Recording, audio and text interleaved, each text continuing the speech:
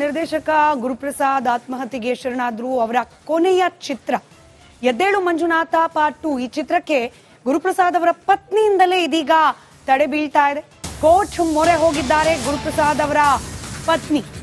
ಆ ಮೂಲಕ ಗುರುಪ್ರಸಾದ್ ಅವರ ಕೊನೆಯ ಚಿತ್ರಕ್ಕೆ ಅವರ ಪತ್ನಿಯಿಂದಲೇ ಸಂಕಷ್ಟ. ಎದ್ದೇಳು ಮಂಜುನಾಥ 2 ಚಿತ್ರಕ್ಕೆ ಎರಡನೇ ಪತ್ನಿಯಿಂದ ಇದೀಗ ಸಂಕಷ್ಟ ಎದುರಾಗ್ತಾ ಇದೆ. ಸುಮಿತ್ರಾ ಜೊತೆ ಗುರು ಮಾತನಾಡಿರುವ ಆಡಿಯೋ ಒಂದು ವೈರಲ್ ಆಗ್ತಾ ಇದೆ. ಸಿನಿಮಾ ರಿಲೀಸ್ ಮಾಡದಂತೆ ಕೋರ್ಟ್ ಮೆಟ್ಟಿಲೇರಿದ್ದಾರೆ ಪತ್ನಿ. ಎದ್ದೇಳು ಮಂಜುನಾಥ ಸಿನಿಮಾಗೆ ಕೋರ್ಟ್ ತಡೆಯಾಜ್ಞೆ ನೀಡಿದೆ. ಗುರುಪ್ರಸಾದ್ ಪತ್ನಿ ಸುಮಿತ್ರಾ ನಡೆಗೆ ನಿರ್ಮಾಪಕರು ಆಕ್ರೋಶ ವ್ಯಕ್ತಪಡಿಸಿದ್ದಾರೆ.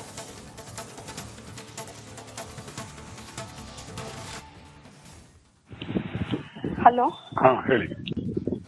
ಫೋನ್ ಮಾಡಿದಿರಿ ನಾನು ನಿಮ್ಗೆ ಬೆಳಗ್ಗೆಯಿಂದನು. ಓಕೆ, ಅದಕ್ಕೆ ಏನ್ ಮಾಡ್ಲಿ ಅಂದ್ರೆ ಮಗಳು ಮಾತಾಡ್ಸಿ ಅಂತ ತಾನೇ ನಾನು ಹೇಳ್ದೆ. ನಾನು ದುಡ್ಡು ಕೇಳಕ್ ಫೋನ್ ಮಾಡಿದ್ನ ಏನ್ ಮಾಡಕ್ ಫೋನ್ ಮಾಡಿದೆ. ಓಕೆ, ಈಗ ಹೇಳ್ತೀನಿ. ಒಂದ್ ನಿಮಿಷ ನನಗಿರೋ ಒತ್ತಡ ನಿಮ್ಗೆ ಕಲ್ಪನೆ ಇಲ್ಲ ಅಂತ ನಾನು ಅವತ್ತೇ ಹೇಳಿದ್ದೀನಿ. ಈಗ ಕೇಳಿಸ್ಕೊಡಿ. ಪಾಯಿಂಟ್ ನಂಬರ್ 1, ಜೊತೆ ಅಂತಾಗಿ ನಾನು ಕೈ ಹೇಳಿದ್ರೆ ಜೊತೆಲೇ ಇದ್ರಿ, ಆಯ್ತಾ? ಆಮೇಲೆ ಮನೆ ಅಂತ ಅದು ಮನೆಗೂ ಬಂದಾಯ್ತು. ಅವನ್ ಹತ್ತ ಅನ್ಬಿಟ್ಟು ಹೊರಟ್ರಿ.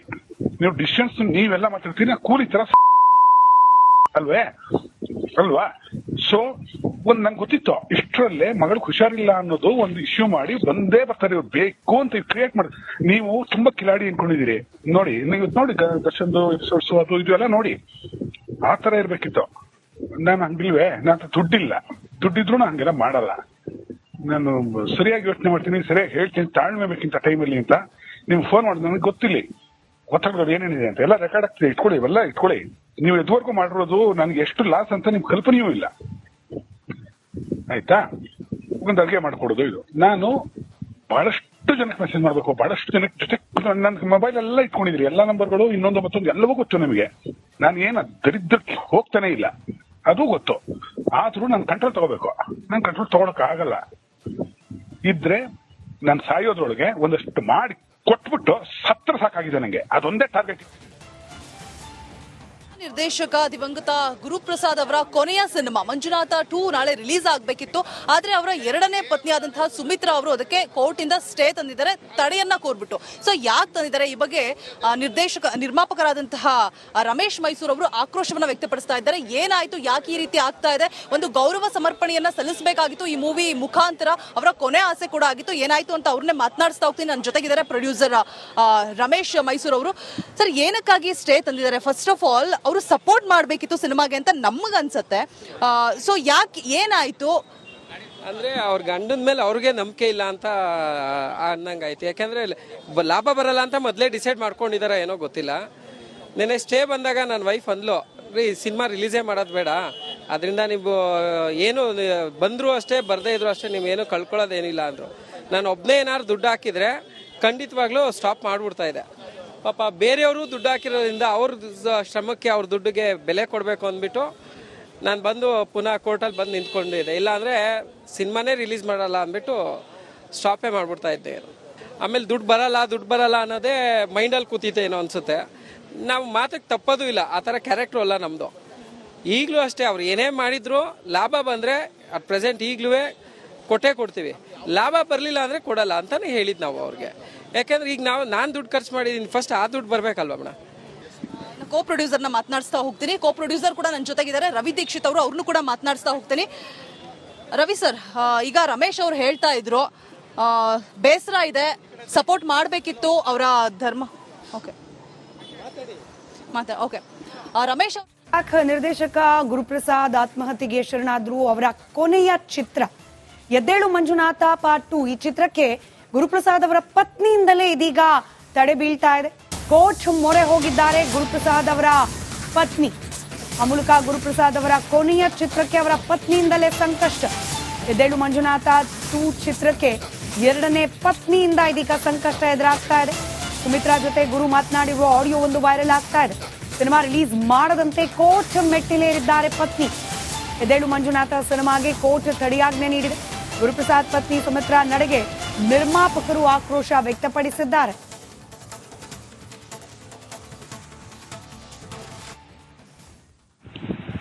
ಹಲೋ, ಹೇಳಿ. ಫೋನ್ ಮಾಡಿದಿರಿ ನಾನು ನಿಮ್ಗೆ ಬೆಳಗ್ಗೆಯಿಂದನು. ಓಕೆ, ಅದಕ್ಕೆ ಏನ್ ಮಾಡ್ಲಿ? ಮಗಳು ಏನ್ ಮಾಡ್ಲಿ ಅಂದ್ರೆ ಮಗಳು ಮಾತಾಡ್ಸಿ ಅಂತ ತಾನೇ ನಾನು ಹೇಳ್ದೆ. ನಾನು ದುಡ್ಡು ಕೇಳಕ್ ಫೋನ್ ಮಾಡಿದ್ನ ಏನ್ ಮಾಡಕ್ ಫೋನ್ ಮಾಡಿದೆ? ಓಕೆ, ಈಗ ಹೇಳ್ತೀನಿ. ಒಂದ್ ನಿಮಿಷ. ನನಗಿರೋ ಒತ್ತಡ ನಿಮ್ಗೆ ಕಲ್ಪನೆ ಇಲ್ಲ ಅಂತ ನಾನು ಅವತ್ತೇ ಹೇಳಿದೀನಿ. ಈಗ ಕೇಳಿಸ್ಕೊಡಿ. ಪಾಯಿಂಟ್ ನಂಬರ್ 1, ಜೊತೆಲೆ ಇರುವಂತಾಗಿ ನಾನು ಕೇಳಿದ್ರೆ ಜೊತೆಲೆ ಇದ್ರಿ, ಆಯ್ತಾ? ಆಮೇಲೆ ಮನೆ ಅದು ಮನೆಗೂ ಬಂದಾಯ್ತು. ಅವನ್ ಹತ್ತ ಅಂದ್ಬಿಟ್ಟು ಹೊರಟ್ರಿ. ನೀವು ಡಿಸ್ಟೆನ್ಸ್ ನೀವೆಲ್ಲ ಮಾತಾಡ್ತೀನಿ, ಕೂಲಿ ತರ ಅಲ್ವಾ? ಸೊ ನಂಗೆ ಗೊತ್ತಿತ್ತು ಇಷ್ಟರಲ್ಲೇ ಮಗಳು ಹುಷಾರಿಲ್ಲ ಅನ್ನೋದು ಒಂದು ಇಶ್ಯೂ ಮಾಡಿ ಬಂದೇ ಬರ್ತಾರೆ ಇವ್ರು, ಬೇಕು ಅಂತ ಕ್ರಿಯೇಟ್ ಮಾಡಿ. ನೀವು ತುಂಬಾ ಕಿಲಾಡಿ ಅನ್ಕೊಂಡಿದೀರಿ. ನೋಡಿ, ನೀವು ನೋಡಿ ದರ್ಶನ್ದು ಎಪಿಸೋಡ್ಸ್ ಅದು ಇದು ಎಲ್ಲ ನೋಡಿ, ಆ ತರ ಇರ್ಬೇಕಿತ್ತು. ನಾನು ಹಂಗಿಲ್ವೇ? ನಾನು ದುಡ್ಡಿದ್ರು ಹಂಗೆಲ್ಲ ಮಾಡಲ್ಲ. ನಾನು ಸರಿಯಾಗಿ ಯೋಚನೆ ಮಾಡ್ತೀನಿ, ಸರಿಯಾಗಿ ಹೇಳ್ತೀನಿ, ತಾಳ್ಮೆ ಬೇಕಿಂತ ಟೈಮಲ್ಲಿ ಅಂತ.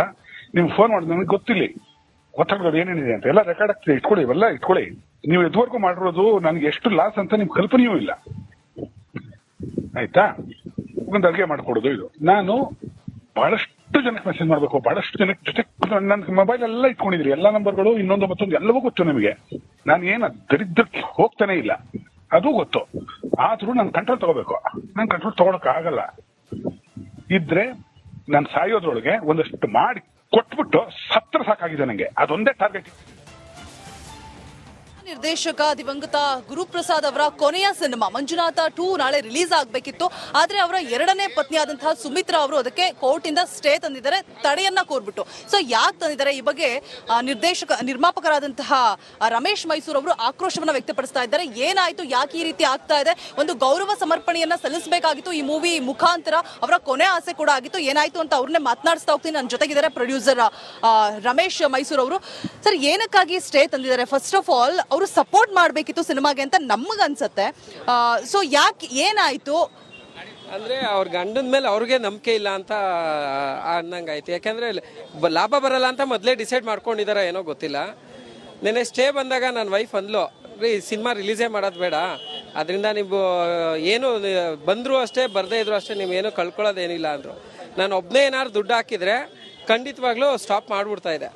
ಪಾಪ ಬೇರೆಯವರು ದುಡ್ಡು ಹಾಕಿರೋದ್ರಿಂದ ಅವ್ರ ಶ್ರಮಕ್ಕೆ ಅವ್ರ ದುಡ್ಡಿಗೆ ಬೆಲೆ ಕೊಡಬೇಕು ಅಂದ್ಬಿಟ್ಟು ನಾನು ಬಂದು ಪುನಃ ಕೋರ್ಟಲ್ಲಿ ಬಂದು ನಿಂತ್ಕೊಂಡಿದ್ದೆ. ಇಲ್ಲಾಂದರೆ ಸಿನಿಮಾನೇ ರಿಲೀಸ್ ಮಾಡಲ್ಲ ಅಂದ್ಬಿಟ್ಟು ಸ್ಟಾಪೇ ಮಾಡಿಬಿಡ್ತಾ ಇದ್ದೆ. ಆಮೇಲೆ ದುಡ್ಡು ಬರಲ್ಲ ಅನ್ನೋದೇ ಮೈಂಡಲ್ಲಿ ಕೂತಿತ್ತೆ ಏನೋ ಅನಿಸುತ್ತೆ. ನಾವು ಮಾತಕ್ಕೆ ತಪ್ಪೋದು ಇಲ್ಲ, ಆ ಥರ ಕ್ಯಾರೆಕ್ಟ್ರು ಅಲ್ಲ ನಮ್ಮದು. ಈಗಲೂ ಅಷ್ಟೇ, ಅವ್ರು ಏನೇ ಮಾಡಿದ್ರು ಲಾಭ ಬಂದರೆ ಅಟ್ ಪ್ರೆಸೆಂಟ್ ಈಗಲೂ ಕೊಡ್ತೀವಿ, ಲಾಭ ಬರಲಿಲ್ಲ ಅಂದರೆ ಕೊಡಲ್ಲ ಅಂತಲೇ ಹೇಳಿದ್ದು ನಾವು ಅವ್ರಿಗೆ. ಯಾಕೆಂದ್ರೆ ಈಗ ನಾನು ದುಡ್ಡು ಖರ್ಚು ಮಾಡಿದ್ದೀನಿ, ಫಸ್ಟ್ ಆ ದುಡ್ಡು ಬರಬೇಕಲ್ವ ಮೇಡಮ್. ಕೋ ಪ್ರೊಡ್ಯೂಸರ್ನ ಮಾತನಾಡಿಸ್ತಾ ಹೋಗ್ತೀನಿ. ಕೋ ಪ್ರೊಡ್ಯೂಸರ್ ಕೂಡ ನನ್ನ ಜೊತೆಗಿದ್ದಾರೆ, ರವಿ ದೀಕ್ಷಿತ್ ಅವರು. ಅವ್ರನ್ನೂ ಕೂಡ ಮಾತನಾಡಿಸ್ತಾ ಹೋಗ್ತೀನಿ.